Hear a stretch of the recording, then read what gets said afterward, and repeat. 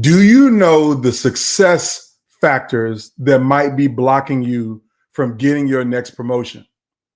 Do you understand why you might be stuck in your current position and are not able to get to the next level of leadership that you're seeking in your organization?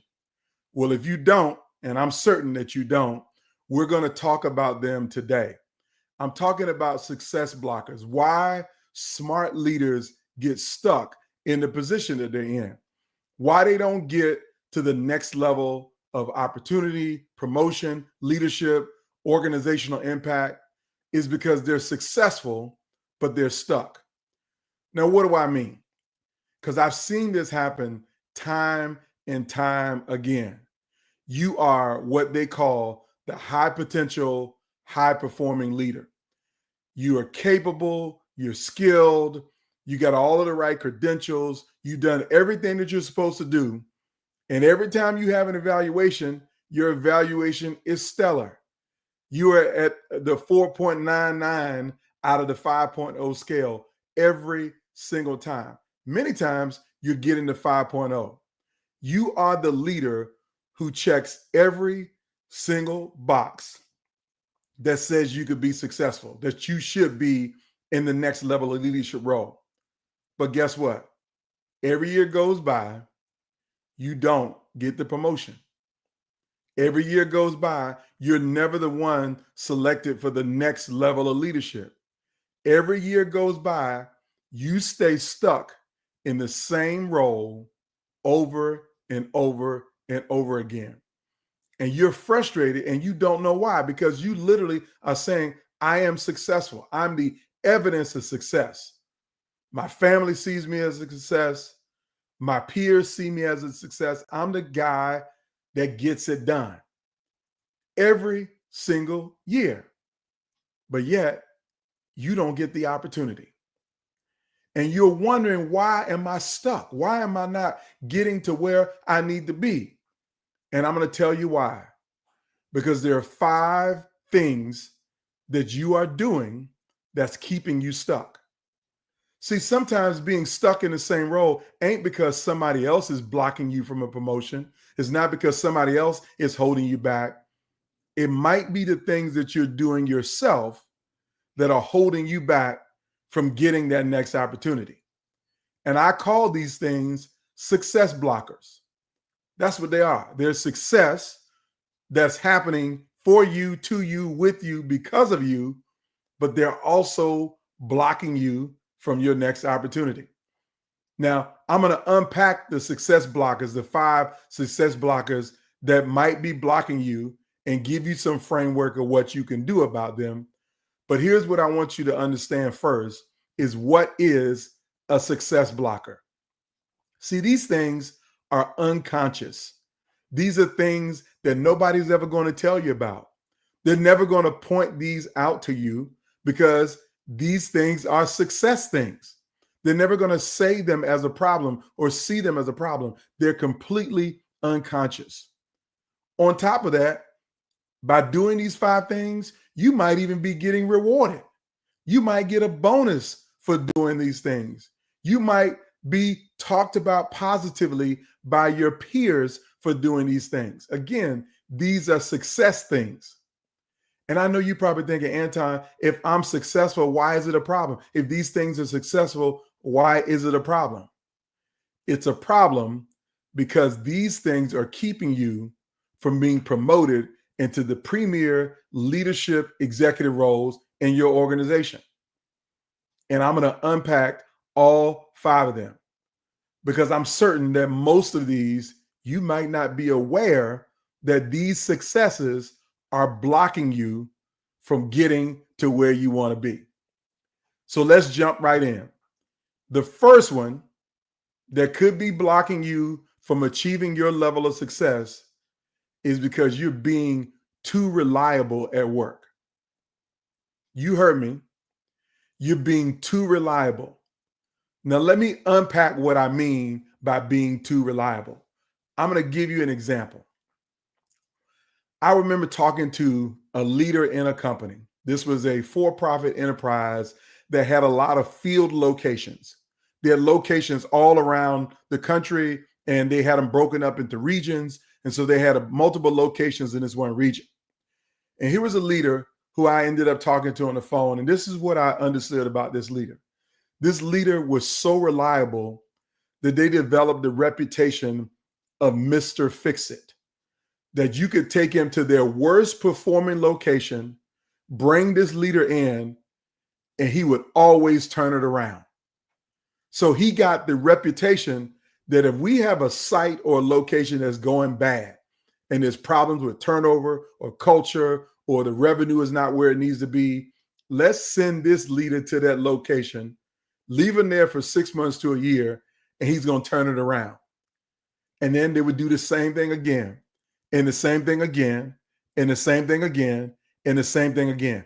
That he was so reliable as a turnaround professional, he thought he was being rewarded because he kept moving him to new locations. And here's what happened. A senior leadership role over all of those locations came available. This leader absolutely expected that because I've been in every one of the markets and I know every one of the people there, I've turned all of those locations around, the market is now performing, and the boss above me, above all of us, got promoted to a new role. So his position is vacant. I know I should be the one to get it. And you know what happened? He didn't get the opportunity.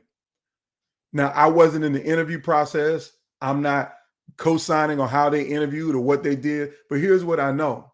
In circumstances like this, you know what those senior leaders are thinking? This person is too needed in the region that we can't promote him. That this person is the backbone, but not the boss. Yes, you heard what I said. They see this person as the backbone of stabilizing the business in the region, in the field, but they're not seen as a boss to come into the office and lead the field. They're too reliable to solve the challenges. They're too reliable to do the work in the region, that they are not seen as an executive or seen as a leader. They're always seen as somebody that's needed in the field.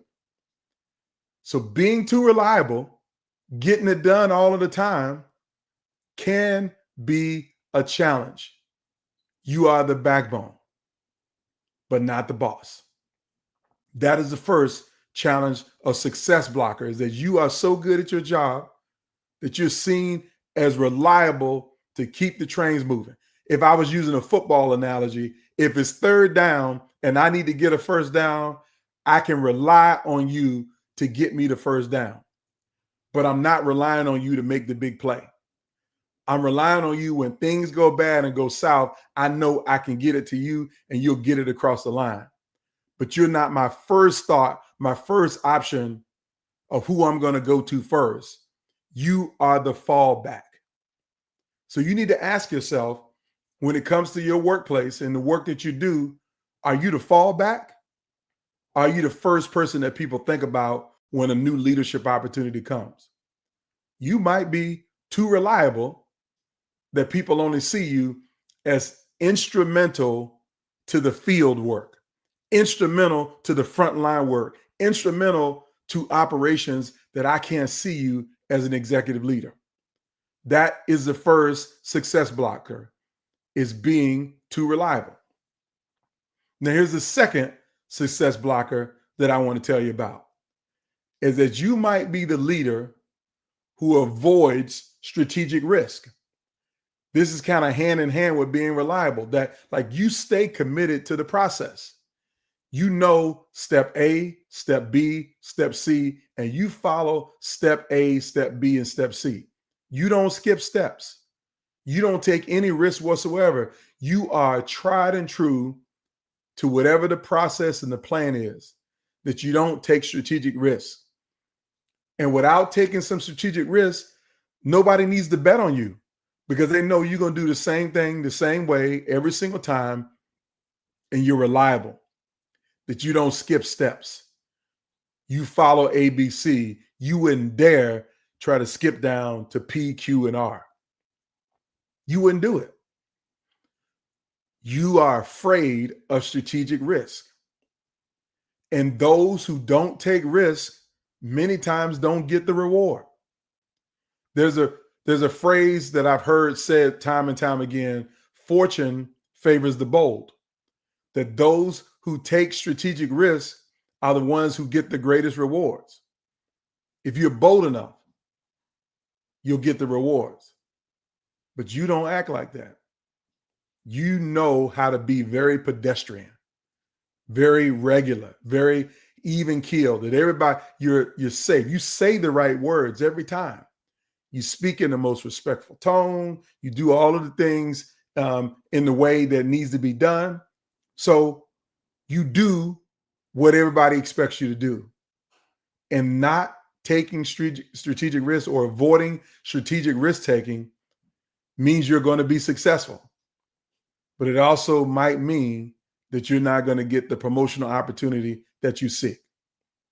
So you got to understand when it's time to take strategic risks. And many times you don't.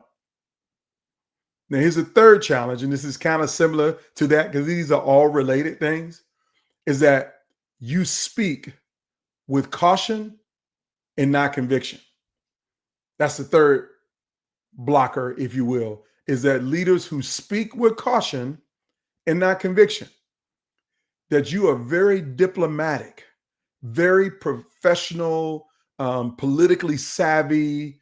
Your tone is always even keeled. You never emote for any reason whatsoever. You're cautious. You're thoughtful. You're deliberate. And those things are good, to be thoughtful and deliberate. But nobody's ever got to worry about or paying attention to anything that you might say because they know you're never going to say anything that is over the top, positive or negative. You're never going to share it in a passionate way that shows people that he really believes in what he's saying, that he really believes this course of action is the right course of action, that he really believes that we need to double down investing in this area, that you speak with caution. You hedge your bets. You literally kind of tiptoe in and tiptoe out, that nobody's ever worried about your words ever inspiring anybody, motivating anybody, or shocking anybody. You speak with caution and not conviction. That is something that's advisable, that is wise if you work in an organization, is be cautious with your words. Be thoughtful with your words. But people won't take you seriously as an executive if you don't have any conviction around the things that you believe that we should be doing to be successful. At least speaking to what you believe is the right course of action and the right plan. So if you're not speaking with conviction and you're being cautious all of the time, you're going to be successful. But it's going to keep you from being the most successful because people want to see some conflict at the executive table, healthy conflict. And if you avoid conflict, you avoid strategic risks, that's not anybody people want at the table. The big table is where you make the most difficult decisions. Conflict should be happening at the table.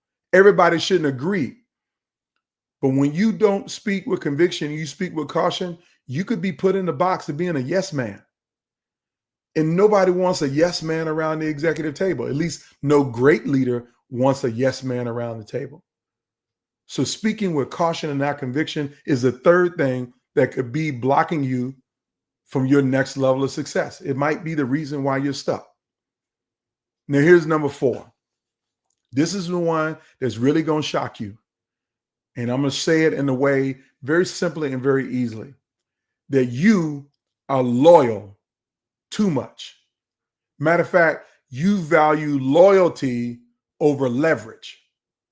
Now, what do I mean loyalty? I'm not talking about loyalty to a company, but let's say you were brought in by a leader, and that leader has you on the team for a reason, because they know you're going to be reliable. You're going to get stuff done, that you're not going to take risks and make that leader look bad. You're not going to make any mistakes or any failures. You're going to say all of the right things because you're riding with that leader. Like, all of us have worked for someone that we value, that we like. And so we say, we're going to ride them to the top because I'm going to help them to be successful, and I'm going in the same direction they're going. So I'm loyal to my boss. I'm loyal to my leader. That's a great thing until it's not a great thing. So when I mean until it's not a great thing, here is what I want you to understand: that you should be loyal to your leader, but you also should be leveraging your leader for your next opportunity. Because at some point, you might need to depart. At some point, you might need to leave that team. But if you just say, I'm going to stay loyal to my leader, then you're on their plan, not your plan for growth. You know, I use this analogy because, you know, I'm a 80s, 90s kid that when I came up, and I remember Mario Brothers, the video game. And there was this moments in the Mario Brothers video game where Mario would jump on this pillar, and the pillar would go up and down, just up and down like this. But you had to wait till the pillar got all the way to the top, and then you had to jump off the pillar to grab a rope to swing to a higher pillar. But if you just stayed on that pillar, it was going to go up and down, and you were just going to be stuck. You are never going to get to your next level until you jumped off the pillar. And so I want you to think about your leader that you report to as a lever that's going up and down, that they're going to go up and down on their own path. But you need to leverage their height to jump off for your next opportunity to get you to your next height. So what am I telling you you should be doing? You should be loyal 100%, but you should leverage the leader above you by asking for growth opportunities, asking for promotional opportunities.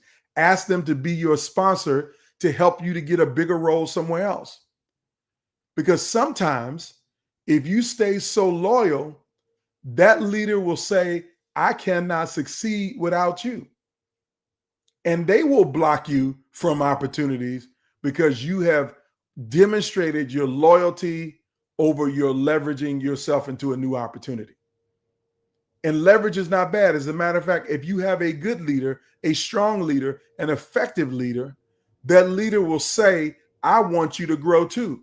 And they will introduce growth opportunities to you. They will introduce promotional opportunities to you. As a matter of fact, my greatest boss ever, her name was Lenore Reese. She introduced a growth opportunity to me. But you got to be ready in case they don't introduce it to you. You have to ask for the leverage opportunity, the growth opportunity, the promotional opportunity, the advancement opportunity. And sometimes valuing loyalty to a leader over asking for the leverage opportunity is what's keeping you from getting to that elite level of leadership in your organization. You value loyalty over leverage. That's number 4. Now here's number 5. This is the one that I hear so often from people, and I'm going to say it. I'm going to use the phrase that everybody that says related to it, that I'm going to let my work speak for me. I know you've heard that phrase before. I'm going to let my work speak for me. You know why this is a success blocker? Is because you're hiding behind humility. Now, I'm not saying to be arrogant at all. I'm not saying to be boastful or haughty in any kind of way. But when you decide to just let your work speak for you, that means nobody else is speaking for you. You don't have any advocates speaking for you. And you're not even speaking for yourself. And I learned a long time ago, sometimes you got to toot your own horn because nobody else is going to toot it for you. And so a success blocker is the person who says, I'm just going to remain humble and stay right here. I'm going to keep my head down and doing the work and let my work speak for me. That somebody else is going to see my work and to see my worth. Yes, that's true. They might see it, but they're not going to see you as a leader, as an executive, because you got to be able to tell your own story. You got to be able to talk about your successes and share your successes. Even talk about what you did to help the organization to get from here to there. You can't just hide behind the humility of saying, I'm going to just let my work speak for me. You got to speak about your work, and you got to speak about your work in the strategic ways, in the right places, for people to know that I am the leader. I am him. I am her. Whatever who you are, you got to be able to speak to your work. And if you don't, then you could be blocking your own success. You could be stuck where you are. That's the reason why you're not getting to the next level. So let me repeat all 5 of these so you're really clear about what I consider to be success blockers that are keeping you from your next level. Number 1, you're being too reliable. You're Mr. Consistent. You're Miss Consistent. You show up every time. You're the backbone, but you're not seen as the boss. Number 2, you avoid strategic risk taking. Strategic risk taking. I'm not saying be risky. I'm saying be strategic in the risk that you take. Number 3, you don't speak with conviction. You speak with caution. That's holding you back. You speak with caution and not conviction.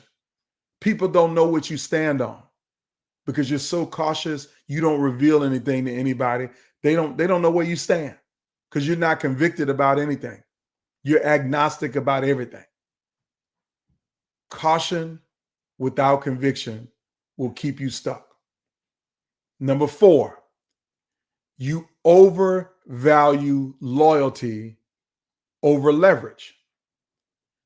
Loyalty is important, but when you're so loyal, you're loyal to a fault, to your own fault, to your own detriment, to your own success being held back because of how loyal you are. You can be loyal, but you should be loyal in leveraging that for more growth opportunities, for more impact, for more of a difference maker. And sometimes you may have to jump out of the nest to make the biggest difference, but you can't if you're overly loyal, if you overvalue loyalty versus overvaluing growth opportunities and asking that leader that you're loyal to for those growth opportunities. And number 5, you're hiding behind humility.